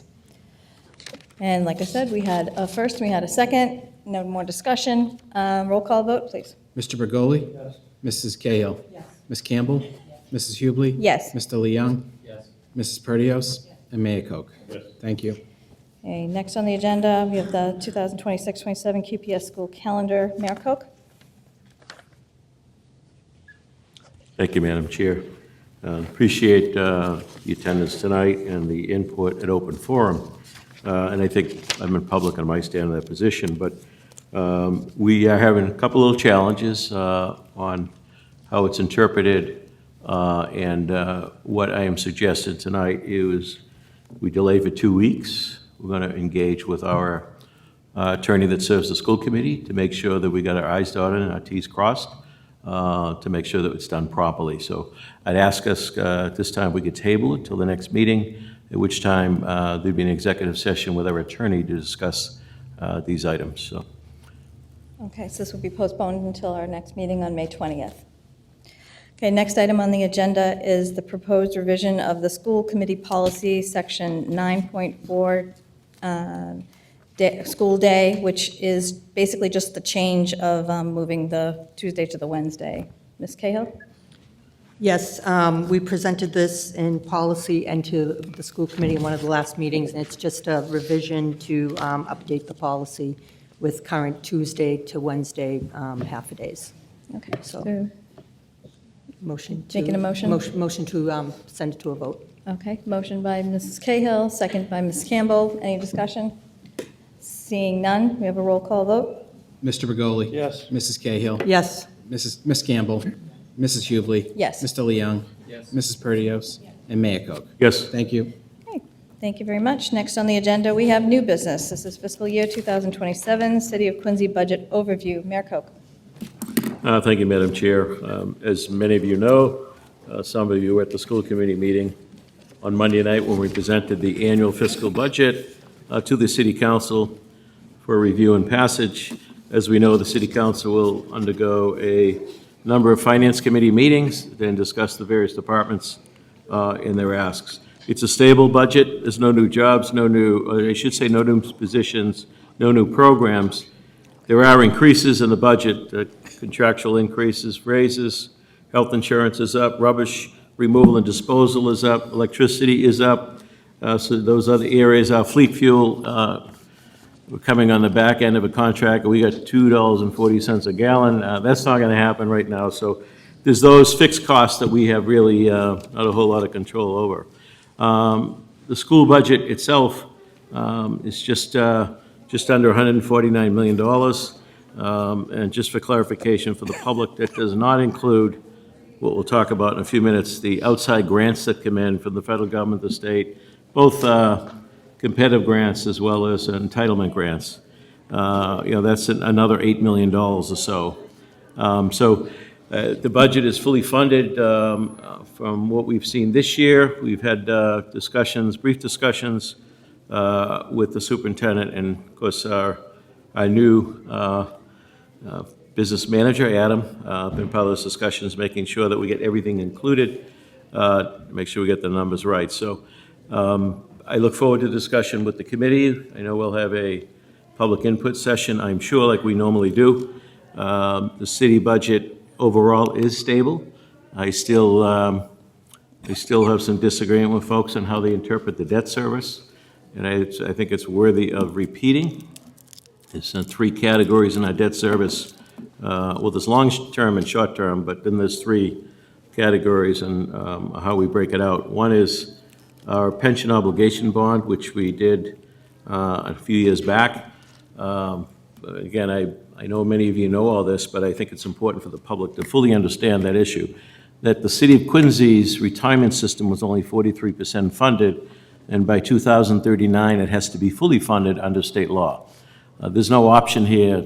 Pension obligation bond speaks of the obligation. It is our obligation. And so on this side of the ledger, we had an unfunded liability of $475 million.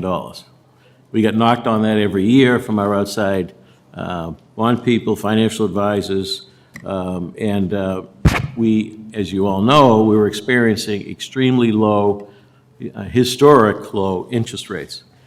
The city council a number of years ago actually authorized the city to move forward with this when the time was right. Senator John Keenan, city councilor at the time, was a pusher on that. Well, the timer is right. We got 2.62% interest on this.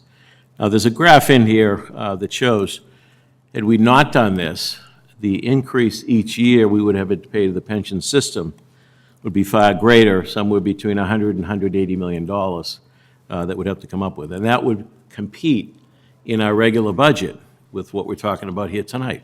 The school budget, police, fire, and all the other budgets. So that's a piece that we had an unfunded liability, we moved to the debt side. Part 2, the district improvement financing for the downtown. We have spent serious monies on the downtown, and as a result of that, there's been hundreds of millions of dollars in investment in the downtown. This is a true story. A gentleman came to see me today unannounced. He stopped by about 4 o'clock to see if he could see me, and I accommodated him. He took 4 buses to get here from Stoughton, and he gave me a postcard of a trolley car on Adams Street. What he said to me, he says, I remember as a kid what the city's downtown was, and I remember what it was 20 years ago. And these are his words. He says it was a dump. And he said, I'm here to say great job on the city and the downtown, and I'm not saying this for my benefit here, but it's a reality we had in downtown that we weren't very proud of. Today, we're very proud of that downtown. So the DIF funding, the District Improvement Financing Funding, has funded the Kilroy Square, the Kilroy Garage, in part a number of the infrastructure projects around the General's Park, the General's Bridge, along with state and federal monies. We always leverage federal and state dollars when we can, when it's available. And today we are seeing come out of the ground literally a transformation, providing much needed housing, provided a lot of opportunity for people with restaurants and bar rooms, and hopefully we'll see some more boutique retail going forward, but that's a whole nother animal with Amazon days. Providing jobs, hundreds of construction jobs, thousands of construction jobs over the term of this. So at the end of the day, it will produce additional taxes that will exceed the DIF someday that we're collecting today. So that's part 2. Part 3, more relevant to why we're here, is that other debt that we incur when we do special projects like schools. We're in the middle right now, as you all know, of a new Squantum Elementary School that's being built. And you also know we work with the School Building Authority, and we obviously get reimbursed a number of these projects. The values are different. I think we're in the vicinity of 63% reimbursement on the Squantum School. But, so the debt for those new schools that we've added over the last few years is in that third piece, along with other infrastructure. That could include seawalls, for example, public safety headquarters, and other improvements to buildings. As we know, not only do we do new schools, but we've done roofs, boilers, windows, all kinds of improvements to all our city buildings. So that's how the debt breaks out. Again, I like to use the opportunity to get the facts out to people on this issue. There's a lot of cities and towns around us that are making cuts in schools right now. They're making cuts on the city side budgets because we've reached a point, and this is I think, an important issue that's going to come up more frequently going forward. If you look at Proposition 2.5 overrides, they're frequent, but they used to be for special projects, for schools, seawalls, firehouse, library. Now, most of the Prop 2.5 overrides are being used to just fund the operational budget, and that's a real problem. 2.5 has not kept up with inflation. Local aid has not kept up with inflation. So this is going to become more and more of a challenge, I think, going forward. And I'm concerned about two ballot questions that also will have an effect on this. One is if it gets on the ballot, the income tax reduction, well, you know what's going to happen. Local aid is going to be reduced if that happens, because they're not going to have the revenue at the state level. There's also a question about rent control on the ballot. It sounds great. Tufts University did an incredible study on this. And it basically shows that over time, the values of these properties are going to be reduced, and cities and towns are going to collect less property tax money. So there's some stuff on the horizon that concerns me going forward that's going to need some, some good discussion, hopefully leaders at the state level as well as the local cities and towns. But having said that, we have a solid budget here that we're presenting here tonight. I know we're going to have some budget committee meetings on it, and we'll talk about the priorities and what we got coming. But I'm proud of where we're at, and I look forward to further discussing this with my colleagues here in the school committee. And thank you for your time. Thank you. Thank you, Mr. Mayor, for this. So I'm just, it's the first time I've seen this book, excuse me, but just a quick kind of perusal here through it. I don't see the school budget. Yeah, so what you have tonight is... This is the great city budget, right. And I know we're in the right room What the for city that. council gets is what you see. Okay. They don't get the breakdown. They can only vote on the bottom line.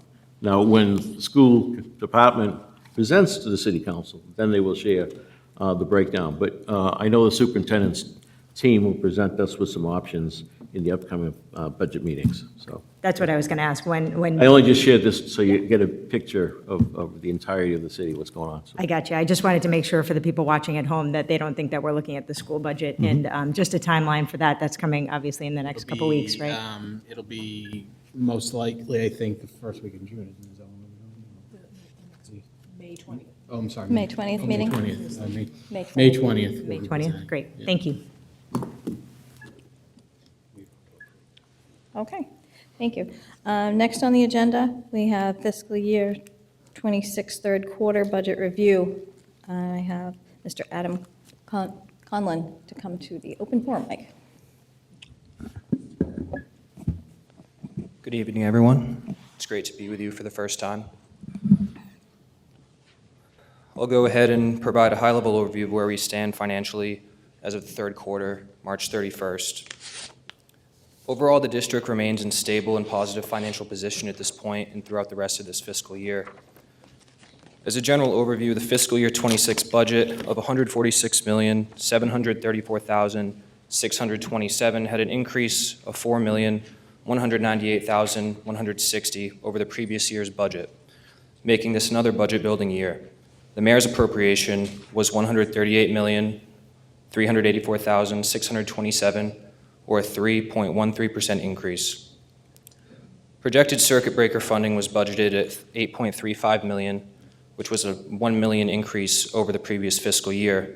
As Jim had mentioned in the previous several meetings, We're actually going to be receiving $10.35 million, which is $2 million over budgeted for circuit breaker, which is greatly beneficial for offsetting the special ed tuition cost. So what you should have in front of you is a breakout of the salaries and then the expenses. Starting with the salaries, which make up the majority of our budget, we're currently projecting a favorable position. This is largely due to what we refer to as salary breakage. In simple terms, when a tenured staff retires at a higher salary, then they're replaced with someone maybe with less years of experience. That difference in salary creates natural savings for us within the budget. This is variable every year and determined by the number of retirements, so it can be hard to predict. Nonetheless, we're benefiting from it this year. Longevity currently holds a small negative balance. The QEA contract had an increase of longevity cost of $277,100 for academic classroom teachers, academic program teachers, and academic support teachers, and this will be offset by that breakage mentioned previously. For academic support, there are a few here where we're projecting slight negative balances, and I'll go ahead and provide explanations on those specifically. Directors, this is due to the retiring director, Allison Cox, and retiring director of business, Jim Mullaney. Jim stayed on, helped train me, and really appreciate him doing that. He's been super helpful in this transition. He didn't have to stick around and help me out as much as he has, and I really appreciate it. He's always been a call away. Department heads, there were 2 employees that were previously paid from a grant, and I believe a couple quarters ago we were told that they're no longer to be paid from said grant, so we've been paying them out of the salary line. For paraprofessionals, this is the special education costs, and there were some students that required one-on-one that were not additionally budgeted for that were new to the district. Part-time professional, this is due to important programs such as the after-school and credit recovery program. Under non-academic support, paraprofessionals are slightly high here similarly, and this is because we have about 10 bus monitors budgeted, but we only have about 3 that are active right now, so we're having to use the paraprofessionals as bus monitors, so paying them at the para rate. Overtime is slightly negative due to a lot of the work done, great work done in the schools that's required for the use of the custodial staff. For example, as mentioned, the Squantum School. For expenses, we're always focusing closely on special education tuition. This category can fluctuate year to year depending on student needs and placements, so some level of variability is expected. The second area is utilities, which are also running higher than anticipated for this year, specifically electric. These costs are driven largely by external factors such as rates of the kilowatt hour and usages. We're anticipating higher energy costs in the future years as well due to macroeconomic factors. Importantly, as of this year, both of these pressures are effectively being offset between that circuit breaker and also that salary breakage. Between now and the end of the year, we'll continue to closely monitor spending across all schools and make adjustments as needed to maintain this stability while we go into the new fiscal year. And I'm happy to answer any questions anyone has. Any questions from my colleagues? Mrs. Cahill. Adam, when we work on the budget during the year, and from my perspective, seeing other school districts having budget issues and things like that, and I'm always concerned about, how does it end up happening? All of a sudden, towards the end of the year, they're millions of dollars short. Right. What do we do in our system to make sure that we're kind of monitoring where we are in the budget and making sure we're not going to be in trouble at the end of the year?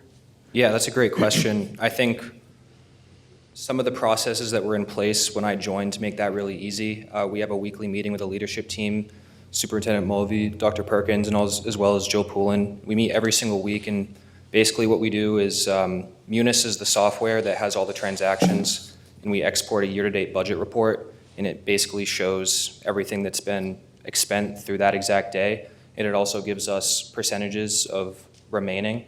Mm-hmm. So we can basically look at that, and I also look at the previous week's report, and it breaks it out every single line. We can see every single expense, and as well, every single expense or cost goes through the business office. It has to be approved. There's a lot of levels of checks and balances, so if there's something came in, anything that comes in, I guess basically week over week, we would see. So it helps, those meetings every week are a big deal to see everything. Be able to monitor where we are and if we Yeah, have to make any exactly. adjustments. Okay, thank you. Any other questions? Mr. Leon? Thank you, Mr. Conlon. Can you please help me better understand the deficits? I know you went through some of the examples and your description of why there was one for directors. That makes sense with Mr. Mulaney staying on. But, something like AIDS. Yep. Can you just help me understand how that was not anticipated?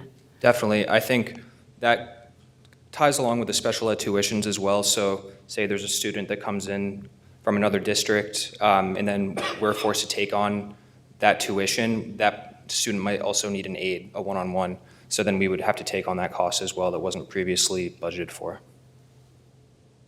Okay, so the aides that you had planned for, they were already with their maximum number of students? Yeah, so maybe Dr. Perkins, you want to? Yes, so when, we have a set amount of aides in the budget, and so those positions are typically already filled at the start of the school year. And so then, as the year progresses, it could be a student, like Mr. Conlon said, that moves in. It could be a student that is having a really difficult time, that wasn't maybe previously having a really difficult time, that the educator needs support in their classroom. For potentially for safety reasons, for lots of different reasons, we have to add a paraprofessional. And so sometimes that happens throughout the year. And so that would be unanticipated costs. And then as Mr. Conlon mentioned, we have a shortage of bus monitors right now. And so one of the things in order to remedy that, because students have monitors written into their individual education plans, and they cannot be transported without them. So in order to remedy that, we are paying quite a few paraprofessionals to ride the buses and serve as the one-to-one monitor. Obviously, we would love more monitors, but it is kind of a best-case scenario to fix the situation because the paras do know the students. They know what works behaviorally during the day, and they know, how to make it a less eventful bus ride home. So those are kind of the things that we didn't anticipate, or potentially a student needs a paraprofessional to attend an after-school program. We are inclusive in our special education programs. Our kids are able to do every single after-school program that any other student in the district is able to do. And so we do provide paraprofessional support for that when students want to attend. Okay, great, thank you. Anyone else? Motion to approve. Yep. So I need a motion to approve the budget review by Mayor Koch, second by Ms. Cahill. I need a roll call vote. Superintendent? Mr. Begoli? Yes. Mrs. Cahill? Yes. Ms. Campbell? Mrs. Hubley? Yes. Mr. Leung? Yes. Mrs. Perdios? Yes. And Mayor Koch? Yes. Thank you. Okay, thank you very much. Adam. Okay, next on the agenda is QPS fiscal year 2026 grant booklet for review to Budget, Finance, and Audit Subcommittee. Mayor Koch? You have in your packet, included in your packet, this will be helpful going forward as we go into our budget deliberations. These are the extras beyond the municipal budget. As I mentioned, some of these are federal grants, state grants, foundations. Some of them are entitlements, some of them are competitive. And we have a great staff, I know, that works hard on seeking additional funds to help the system. So that's all I got. Okay, so moved. Next on the agenda, we have proposed revision to the school committee policy book, section 9.2 school year. Madam school Chair? calendar. I'd also Mayor like Koch? to put this place this on the table as we have that discussion next meeting. Okay, so moved. All right, next we have the consent agenda. This is a roll call vote, and I need a motion and a second, and any discussion. Okay, make a motion by Ms. Cahill, second by Mr. Bergoli. Any discussion? Seeing none? Mr. Bergoli? Yes. Mrs. Cahill? Yes. Ms. Campbell? Yes. Mrs. Hubley? Yes. Mr. Leung? Yes. Mrs. Perdios? Yes. And Mayor Koch? Yes. Thank you. Oops, sorry. Sorry, still have John. Okay, next on the agenda is additional business. Seeing none, then we have communications. We have upcoming school committee meetings at the Connington Building at 6:30 on both May 20th and June 10th. Reports of subcommittees, we have none at this time, and we will be going into executive session for contract negotiations. And Mayor Koch.